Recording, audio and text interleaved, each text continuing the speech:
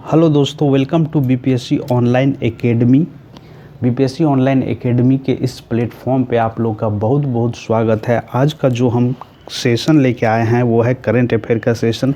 इसके माध्यम से हम कवर करेंगे नेशनल, इंटरनेशनल और बिहार के करंट अफेयर, जो कि खास करके 68th बीपीएससी के लिए ये बनाया गया है। ठीक है, तो आई होप कि आप लोगों को ये अच्छा लगेगा। चलिए स्टार्ट करते बिना टाइम गंवाएं आज का क्वेश्चन। तो पहला क्वेश्चन है, हाल ही में एयर इंडिया ने कम लागत वाले एयरलाइंस व्यवसाय का प्रमुख किसे नामित किया। तो देखिए, एयरलाइंस जो है, एयर इंडिया जो है एक एयरलाइंस की कंपनी है। अभी इन्होंने कम लागत वाले एयरलाइंस व्यवसाय का जो प्रमुख नियुक्त किया है वो आलोक सिंह को। जैसा कि आप ये फोटो में देख सकते हैं, ये है आलोक सिंह जी। एयर इंडिया का जो हेडक्वार्टर है वो न्यू दिल्ली है। इसका फॉर्मेशन हुआ था 1932 में, JRD टाटा के द्वारा किया गया था। ठीक है, चलिए अगला क्वेश्चन है, कौन सा देश हाल ही में संयुक्त राष्ट्र के शांति निर्माण आयोग का सदस्य बना है।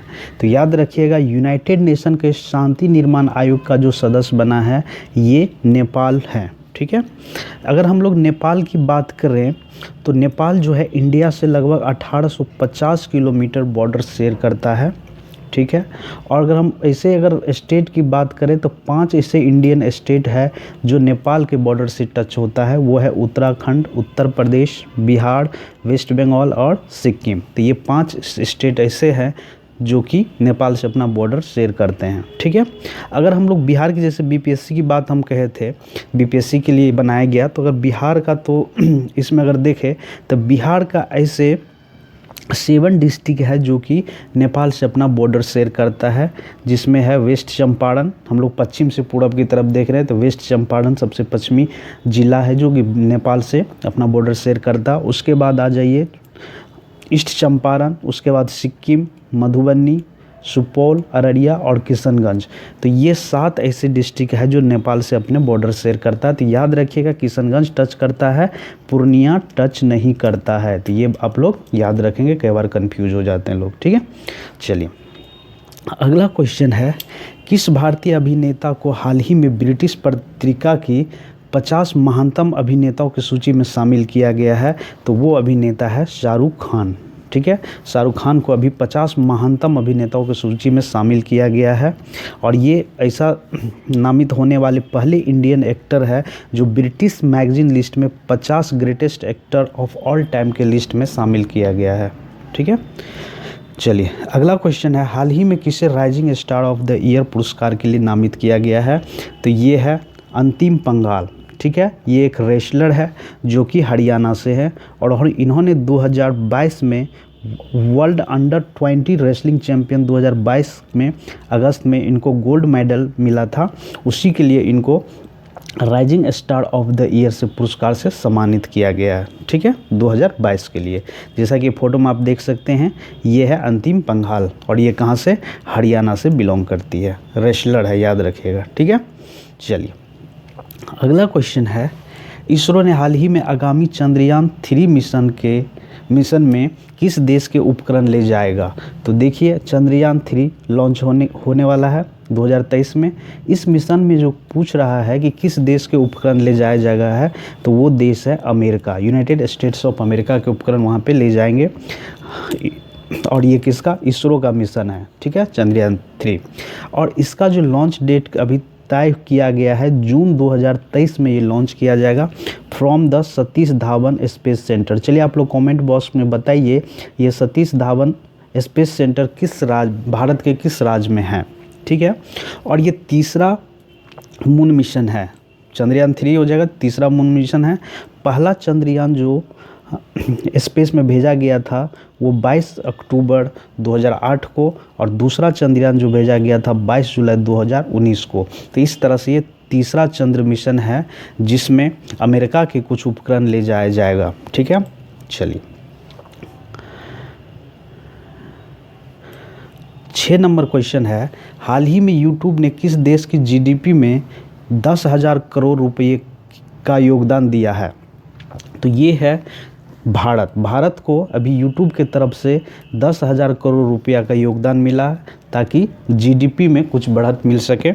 अगर हम लोग बात करें यूट्यूब का, तो यूट्यूब एक ऑनलाइन वीडियो शेयरिंग प्लेटफॉर्म है जिसका ऑनर कौन है? गूगल है। ठीक है, इसका हेडक्वार्टर कैलिफोर्निया यूएसए है, यूनाइटेड स्टेट्स ऑफ अमेरिका। और यूट्यूब कब लॉन्च हुआ था? तो 14 फरवरी 2005 को यूट्यूब को लॉन्च किया गया था।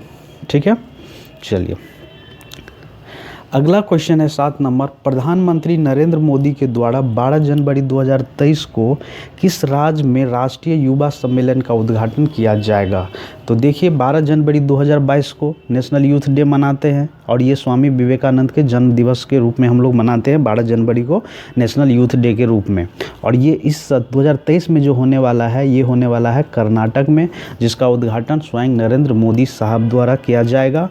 और ये कर्नाटक के सीएम ने अभी हाल ही में अनाउंस किया ये बात को। और ये जो होगा 26 नेशनल यूथ डे मनाया जाएगा हुबली कर्नाटक में 12 जनवरी 2023 को। ठीक है, हुबली कर्नाटक का एक डिस्ट्रिक्ट है। चलिए यहाँ पे एक और क्वेश्चन आप लोगों से हम पूछते हैं, कर्नाटक का सीएम अभी वर्तमान में कौन है? ठीक है, ये आप लोगों को कमेंट बॉक्स में बताना है। चलिए अगला क्वेश्चन है, हाल ही में भारतीय रेलवे ने कश्मीर में देश की सबसे लंबी एस्केप टनल खोली है, इसकी लंबाई कितनी है? तो ये जैसा कि आप फोटो ये देख सकते हैं, ये एस्केप टनल है जिससे रेलवे गुजरेगी। ठीक है, और ये रेलवे के द्वारा बनाया गया, जिसका लंबाई कितना है? लगभग 12.85 किलोमीटर इसकी लंबाई है। और ये कि रेलवे टनल है, याद रखिएगा, रेलवे टनल है। ठीक है, चलिए अगला क्वेश्चन है, किसे हाल ही में उपन्यास काला पानी के लिए वर्ष 2022 का साहित्य अकादमी पुरस्कार दिया गया है? तो देखिए काला पानी एक नोवेल है जो एक तमिल राइटर एम राजेंद्रन द्वारा लिखा गया है और इसी के लिए इसको 2022 का साहित्य अकादमी पुरस्कार से सम्मानित किया गया है। ठीक है, और ये क्या है? नोवेल है, ये एक हिस्टोरिकल नोवेल है। ठीक, और इस साहित्य अकादमी पुरस्कार को जो कैश प्राइज होता है वो 1 लाख दिया जाता है। और ये हर साल यूनियन या सेंट्रल गवर्नमेंट द्वारा ये प्राइज़ दिया जाता है, साहित्य अकेडमी अवार्ड, और बेस्ट लिटरेचर के क्षेत्र में दिया जाता है हर साल। ठीक है, चलिए अगला क्वेश्चन है 10 नंबर, हाल ही में पूमा इंडिया ने किसे अपना ब्रांड एम्बेसडर बनाया है? तो देखिए पूमा इंडिया जो स्पोर्ट्स के कपड़े बनाते हैं, इसका ब्रांड एम्बेसडर अभी अपॉइंट किया गया है अनुष्का शर्मा को, और ये एक बॉलीवुड के एक्ट्रेस है। पूमा जो है एक जर्मनी की कंपनी है जिसकी स्थापना 1948 में हुआ था। और नाइकी जो आप लोग पहनते हैं उसका स्थापना 1964 में हुआ था और वो यूएसए की कंपनी है। एडिडास जो आप लोग शूज़ वगैरह पहनते हैं वो जर्मनी की कंपनी है और इसकी स्थापना 1924 में किया गया था। अगला क्वेश्चन है 11 नंबर, किस देश ने हाल ही में भारत की 16 फार्मेसी और फार्मा कंपनी को ब्लैक लिस्ट कर दिया गया है?